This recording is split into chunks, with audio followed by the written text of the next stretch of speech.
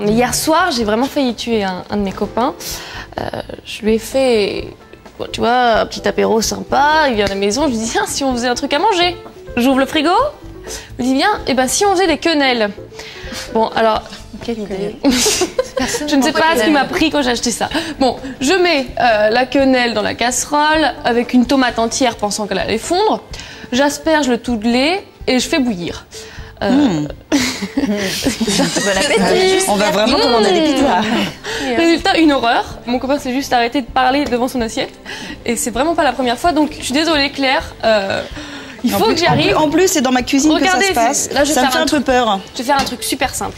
On va faire une petite frittatina à la menthe et à la ricotta. Une petite? Une frittatina. Donc c'est une omelette cuite des deux côtés, c'est un peu plus joli. Et c'est très tendance pour les brunchs apparemment. Donc c'est prêt? Ah, bah oui, alors par contre, vu que vous êtes pressés, du coup j'en ai fait que 3. Hein, je vous fais l'honneur. Voilà. Je suis un dingue de cuisine, hein, je vous le dis. Non, vous mettez la ça c'est la grosse parce que moi je suis un monstre en cuisine. Merci. Je vous laisse goûter. Allez. Tu vas goûter. Il y a des œufs. Je vous laisse dire quelque chose après, voilà. Si vous êtes encore parmi. Alors, juste pendant que vous dégustez, parce qu'hier Mathilde a failli tuer quelqu'un. Je vous dis juste que c'est issu donc du livre des paresseuses, la cuisine des paresseuses. Donc c'est sympa, c'est pratique. Quand on est nul, ça dépanne super bien. Qu'est-ce que le covoiturage? Réponds-moi. Je te réponds. Tu prends 4 personnes qui font le même trajet tous les jours dans leur voiture respective. Tu mets ces 4 mêmes personnes dans une seule et même voiture pour faire ce trajet. Du coup, 3 voitures restent au garage. Sur le plan écologique, c'est parfait. Dans la foulée, tu fais des économies parce que un aller-retour à peu près en covoiturage, c'est 2 €. Je sais pas combien toi tu fais plein par mois, Claire.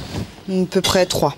Ça fait 150 €. Ouais. Si tu covoiturais, tu dépenserais 40 €. Ouais, mais tu vois, le covoiturage, c'est pas un peu un truc à la mode? Ça marche vraiment ou pas?